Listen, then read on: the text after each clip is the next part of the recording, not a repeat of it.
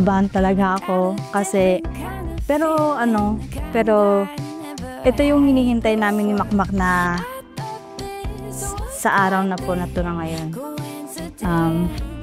Nakaharap kami sa altar na kaming dalawa.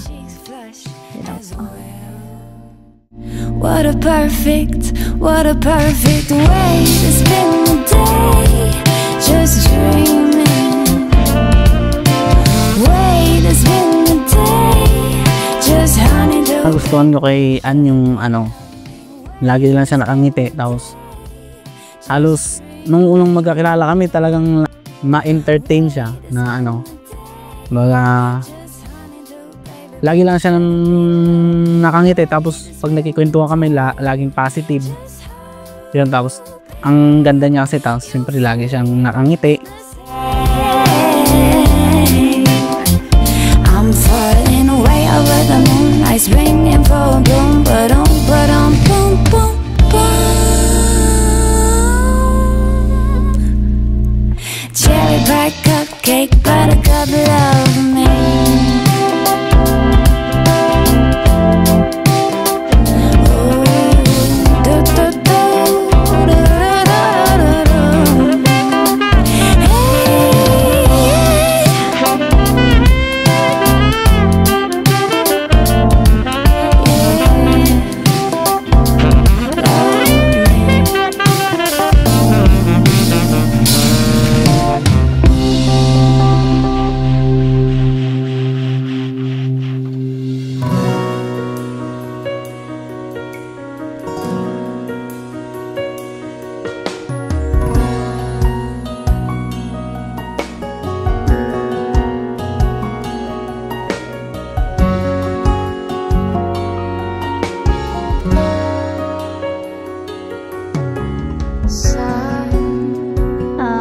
Nagustuhan ko kay Makmak yung sobrang kwela niya po.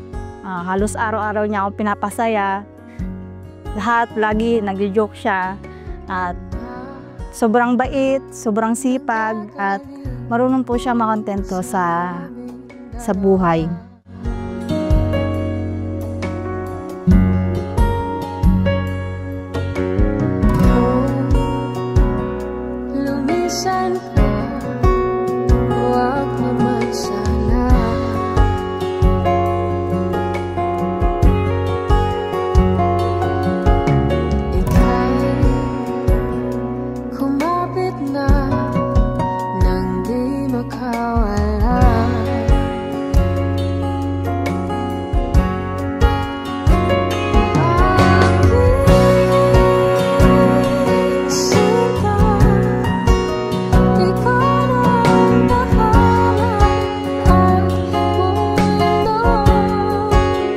Angelica, pabalbasa yung loob ang iyong pagbarito upat na kay Sablidik, si Raymark na iyong katumamahalin at paglilingkuran habang buhat.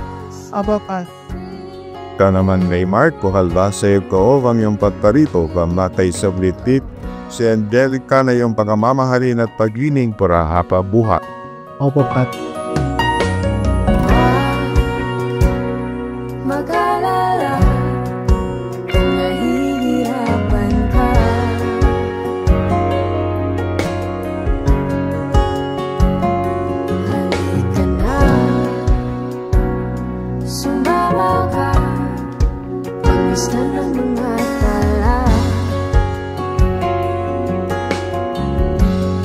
Sana sa pagsasama namin mas gumanda pa, dahil lahat naman nagkakasundo naman kami sa mga bagay-bagay. Halos kung ano maisip namin, go naman kami sa hindi naman kami nagkukontraan, although may kontraan din minsan, pero pag pinag-usapan naman okay naman, dahil madali rin naman siyang kausap. Gusto niya rin naman yung mga suggestion ko, tapos yung suggestion niya naman sinusunod ko rin naman.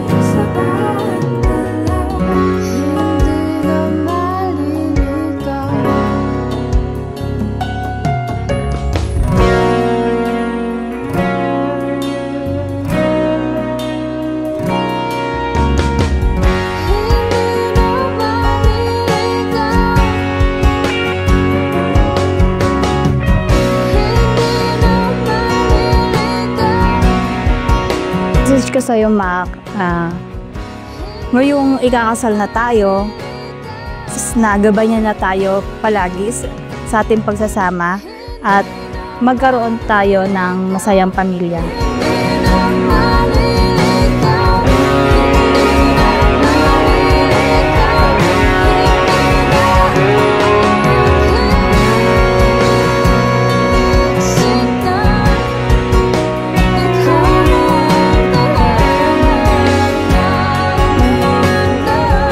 Ang nasabi ko, mahal na mahal kita. Naiiyak ako. Basta hindi kita pababayaan. Wala akong masabi. Bari, alam mo naman yung lagi ko naman sinasabi sa'yo na gagawin ko lahat para sa'yo at sa magiging pamilya natin.